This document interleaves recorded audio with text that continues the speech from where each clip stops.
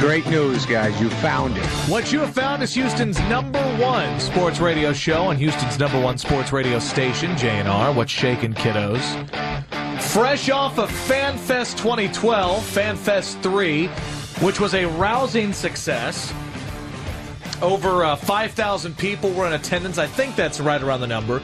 I'll get the official from Gavin on that one, but over 5,000 people attended over at UH. Big-time crowd, big-time fun. Sean, who's in right now, was there. It was just a fun event, a very well-run event.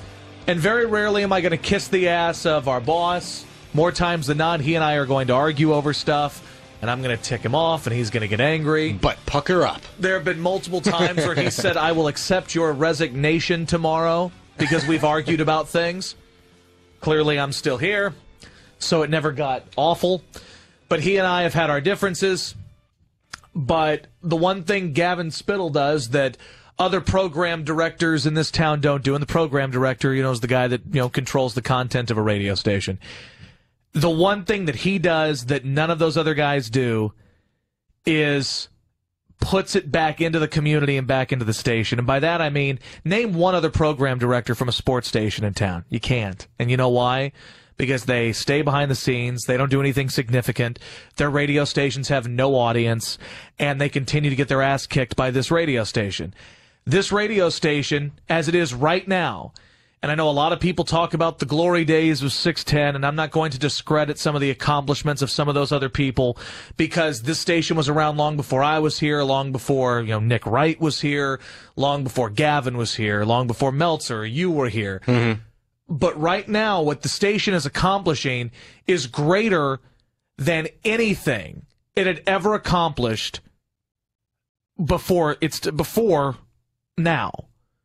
It's greater than the era of John and Lance. It's greater than the era of Rich and insert 13 other co-hosts. And this is with 3 other stations competing with it. And this is fighting for audience with the Buzz and with the Box and music stations. This station is doing more than it's ever done. And the program director of this station, Gavin, has really built this thing into what I consider a big-time sports radio station, and a station that, among CBS stations across the country, the big boss, Dan Mason, the guy that runs the whole thing, said that this is one of the hottest stations in the CBS family right now. Yeah. So look out. And I'm proud of the fact that I work with these guys, with Sean, with Rich, with Barry, with Nick, with Mike, with Brad. These guys, Lopez, Brian, these guys have put together a radio station that is killing the market. And when I can go into a building yesterday and see 6,000 people who were, yes, they were there to see Earl, clearly, and they were there to see Calvin, and they were there to see Jim Ross, and they were there to see Jerry the King Lawler and all the other guys. Yeah.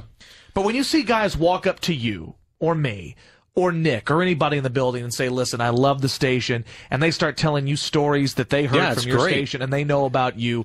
There's no sports station in this town.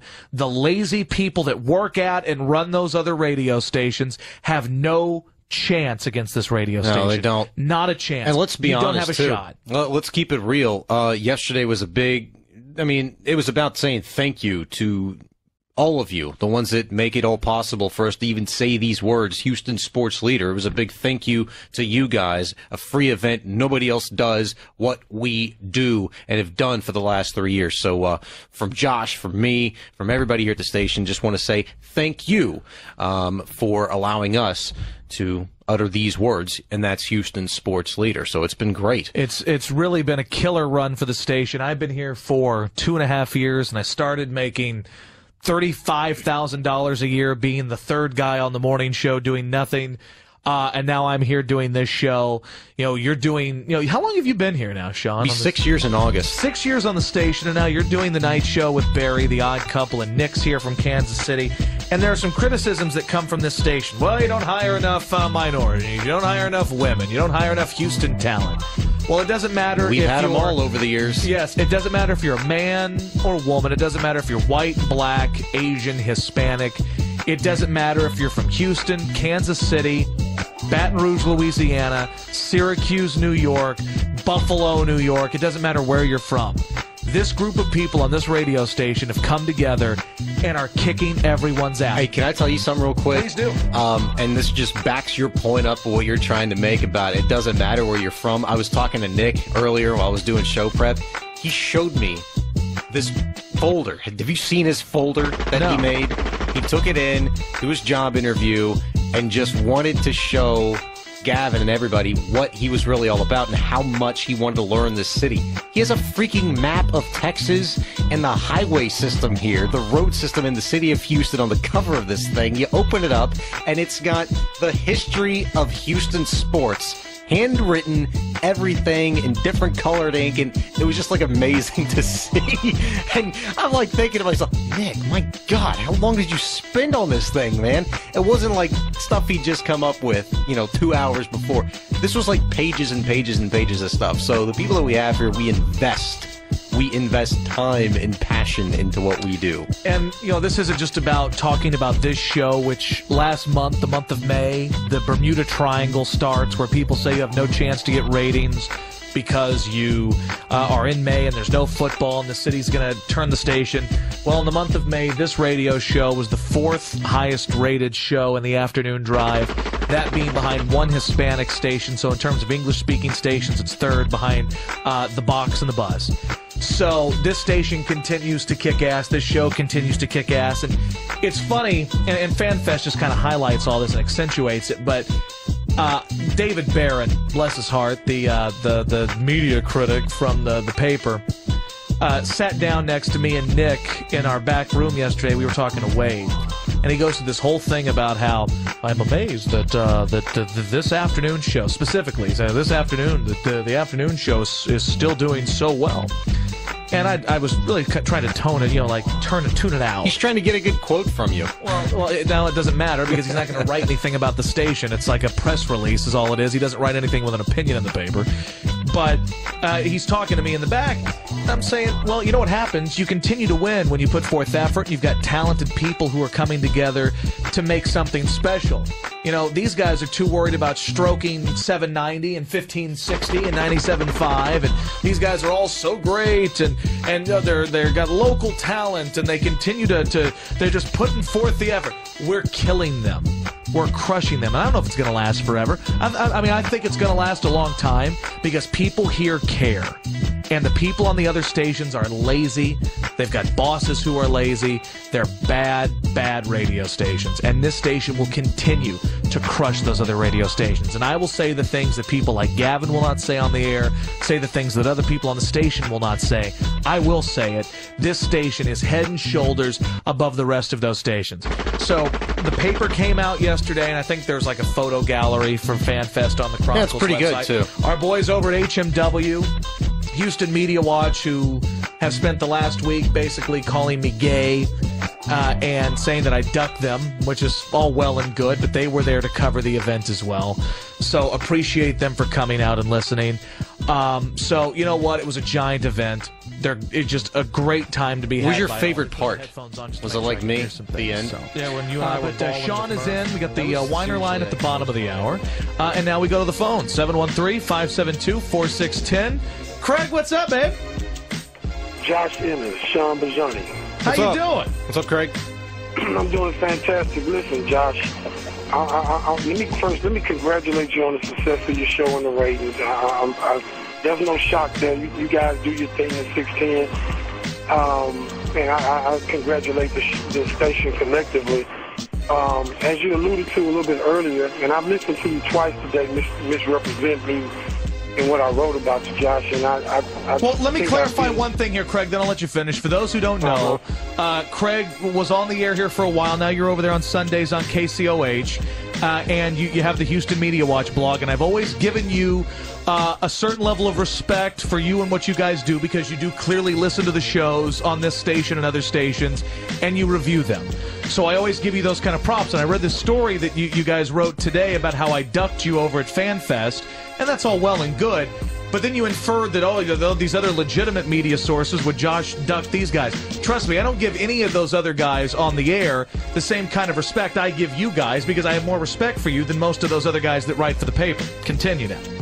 Yeah, well, and that's, if you respect me, that's fine. I demand respect everywhere I go. I carry myself like a man. So I didn't start HMW to gain your respect. I appreciate it, but it wouldn't matter, Josh, if you respected me or not. As a blogger and as a scrutinizer of sports talk radio, that's what I do. I ranked the top 20 sports talk hosts in this town last year at the end of the year, and I believe I ranked you as number 2 in my opinion. Clearly, I respect your talent. You and I have some fundamental differences, not in regard to how radio is supposed to be done. Fundamentally, Josh, you and I are just different as guys. And I just think that I represent more of the blue-collar atmosphere of this town and kind of what we're all about. And though I respect your talent, I just don't appreciate some of the things you do at times. And, Josh, you misrepresented me twice today on your show by saying, and you just said that I spent the whole week calling you gay. Well, Josh, that's just not the truth, and I wish you would. If you're going to represent me and be critical of what I say, that's fine. But, Josh, don't say that I spent a week calling you gay, because I didn't, Josh. I'm a man. I saw you yesterday at FanFest. If I had anything disparaging to say to you in that regard, I would have said it in your face. What I said was that when I turn on the sports talk radio station, I don't want to hear some bold metrosexual conversation about watching men's genitalia and enjoying it and alluding to the fact that you think that every man enjoys it. You're just the one that's so real with yourself. All right, let me admit it. So, okay, let me clarify one thing. Okay, to say, and I listened to your stuff last Sunday. All right, on your show, and I heard a lot of the people calling in talk about punk-ass white boys on the radio and how they don't listen to those guys. I heard that. You didn't. Well, and I heard you talking about the Klan dragging black folks earlier. Yeah, okay, and that was not. Right. It wasn't a knock on anybody. I was making fun of the fact that they're deadbeat people. I'm not saying what they do is right. They're deadbeat people. But did you also hear me chastise that comment? Yes, I did. I did. And I just told you that. I said, and you didn't agree with the guy, and that's fine. But what the inference was that, and I did say on the air, and I do believe this, that there have been times that you're in the locker room and you don't want to, and it's not like it's your intention to look at a guy's junk, but sometimes you do. I never once said, ooh, I like to sit there and gawk at guys' junk, as if to say like it's something I make plans to do in the locker room. I didn't say that. So I felt that was misrepresented, if we're going with misrepresentation. I did say some of these things, but I think you are misrepresenting some of this stuff, too. Well, then, fundamentally speaking, and I'm glad you made that point. See, this is what I mean. See, fundamentally speaking, I don't see why a man would even have that conversation on public radio. Well, then, but that's you. That's me. And see, you and I have a different opinion of what a man is. Definitely, Josh. You and I have a different opinion of what a man is. You couldn't have said it better, my brother. Well, but you know what? I don't want to debate that with you, because you feel how you feel. I'm a bit more conservative than you in that regard. I like you, Josh, and when I'm critical of you because, for one thing, I know you can handle it. But, Josh, don't get on the radio and do backhanded comments and talk tough, because you and I both know you're nothing but an inbox gangster. Because you talk tough on the air, but then you come on the inbox and you're a whole nother guy. Don't make me go there with you. I like you, Josh, but I'm going to be critical and honest and fair, and I can take the criticism, but don't misrepresent me, man, because I didn't spend a week of my time. You're not that important to me. That I would spend a week of my time calling the number 2 sports talk host at Sports Radio 610 gay all week, because clearly Nick Wright is the new star at Sports Radio 610. I challenge your listeners to put up with you over the next 6 months when you start throwing temper tantrums as Nick Wright starts to overshadow you. Really? And why is that? And why do you think that is? Man, I'm just jacking with you. See how sensitive you are? Oh, no, I was just no, you made a statement. I was curious. Well, no, I had you. No, you didn't. Well, if you're going to make a statement, I'm going to ask you to clarify the statement. Nah, I'm just jacking with you. But I think as Nick Wright starts to get momentum, I think you will struggle with it. You're very egotistical. Most people that are very, very good are very egotistical. You kind of have to be to an extent. And I think as Nick Wright starts to really make his mark in this market, which he will because of the way that he approaches the game. I studied him before he came here, listened to a lot of his work. I thought he did well in representing himself against that idiot Jason Whitlock when he called a guy out. And I just think once Nick starts to really have success, you and that ego of yours are gonna struggle with it a little bit. But we'll see how it works out. I'll definitely be paying attention. Thank you for taking my call, Josh Ennis. All right, see you later. Bye, Craig. All right. Bye. All right, 713-572-4610, 61026. If you want to get involved via text, we can get to some more phone calls here if you want in. So there we Winer go. Line. Winer Line is next. That it is, sir. All right, 713. Do we have Epic Wines? We have good stuff. Epic. Okay.